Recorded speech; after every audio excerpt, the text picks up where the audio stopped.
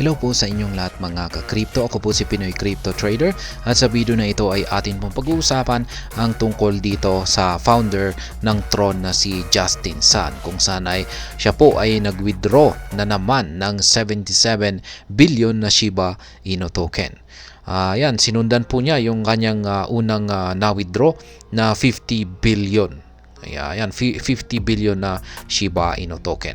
Kaya marami pong napapatanong kung ano nga ba talaga ang kanyang motibo o ano nga ba talaga ang kanyang pakay kung bakit siya nag-withdraw ng ganito kalaking amount ng Shiba Inu token.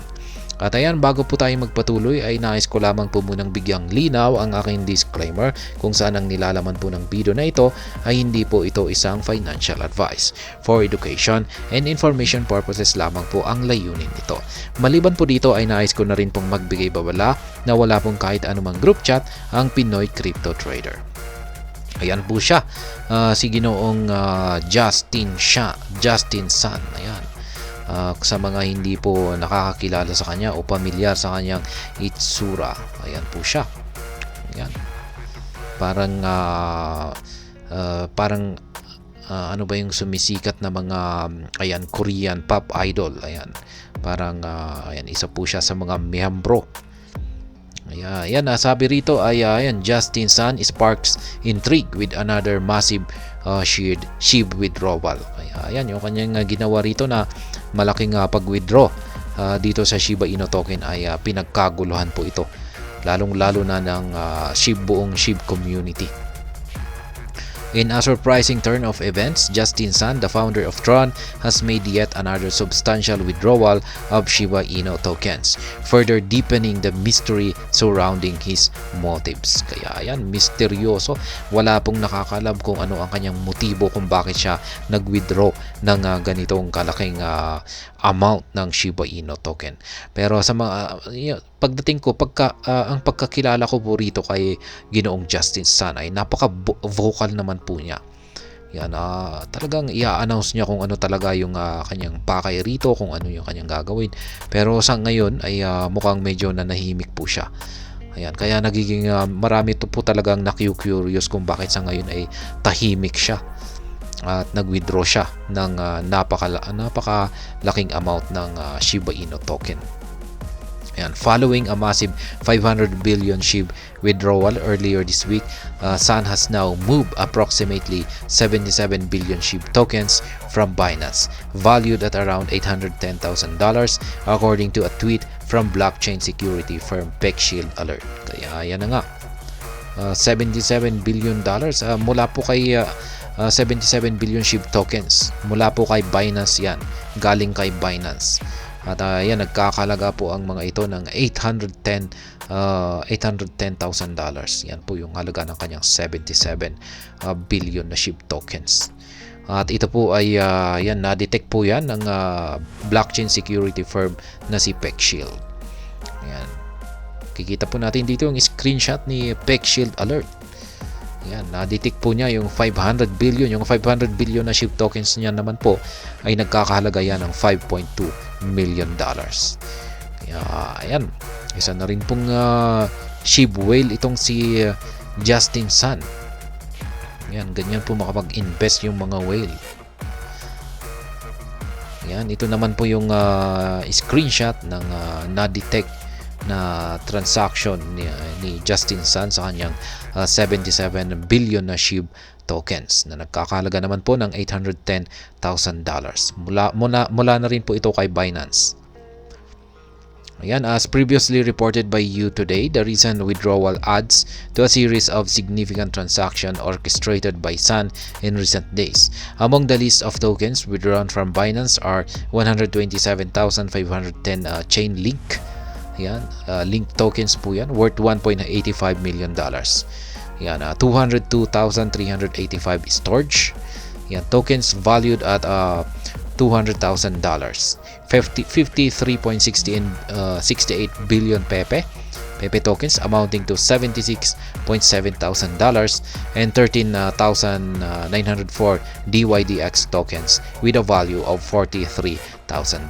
Yan po yung mga ibang mga tokens naman na withdraw or winidraw ni Ginoong Justin Sun dito kay Binance. Kaya ayan, talagang Binance user din po itong si Ginoong Justin Sun. Pero bakit kaya inilabas niya yung napakaraming niyang mga parang ayan, ano na kaya, siguro baka naman sinimot niya lahat ng kanyang mga tokens dito kay Binance. Justin Sun strategic shift. Sun's unanticipated move into meme coins and promising projects was first disclosed on May 11 when he took to X formerly Twitter to announce his decision. In his tweet, Sun announced that he had decided to commence actively trading meme coins and some promising projects through his public address. Ayan naman po yung kanyang announcement noon, pero sabi niya ay ayan, magkakaroon daw po siya ng active trading sa mga meme coins. And, gagawin daw po niya ito sa kanyang public address. Ayan, para kitang-kita ng lahat. Pero ayun, ngayon at hindi na po natin alam kung ano yung nangyayari ngayon. This move has left the cryptocurrency community speculating about Justin Sun's intention and the potential impact on the market. Kaya ayan, wala pong magagawa ang cryptocurrency community kundi ang mag-speculate sa kung ano nga ba talaga ang tunay na intensyon ni Ginoong Justin Sun.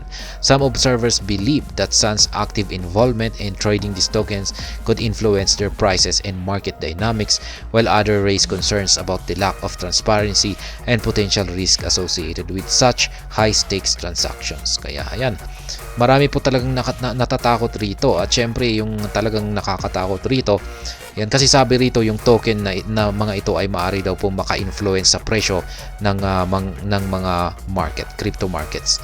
Yan, lalong-lalo na yung mga tokens niya rito. Yan, kasi kung pag dinump niya yan, ay syempre talagang magkakaroon talaga yan ng impact. Yan. Or maski hindi naman niya idadump yan, or unti-unti niyang binebenta yan or sinisell, kung pag nangyari naman yan ay magdudulot yan ng selling pressure sa isang crypto asset at mahihirapan po itong umakyat. Sabihin na lamang natin kay Shiba Inu. Yan, kasi si Shiba Inu yung sobrang dami po niyang ininvest dito kay Shiba Inu.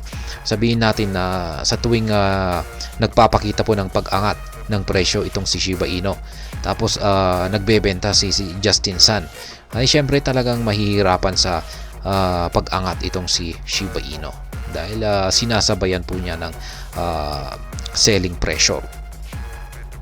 And the Shiba Inu token, which is the primary focus of Justin Sun's recent withdrawals, is currently valued at 40 digits 1045, reflecting a 4.80% increase in the last 24 hours. The fluctuations in SHIB's price combined with Sun's substantial withdrawals are likely to attract close attention from investors and market analysts alike as they seek to decipher the motives behind these strategic moves. Kaya yan, talagang gusto nilang malaman kung ano nga ba talaga ang binabalak dito ni Ginoong Justin Sun, lalong-lalo na dito kay Shiba Inu. Kaya siguro baka at least i-maintain niya, siguro baka ang gagawin niya i-maintain niya, pwede po niyang magkaroon siya ng selling pressure dito. Ayan, baka i-maintain niya na lamang yung 40 digits na presyo na ito. Kung sakaling nagbabawas siya po ng isang 0, ay yan, dyan po siguro siya magsisell para ibalik ito sa 40 digits. Pwedeng ganyan po yung kanyang gagawin dyan.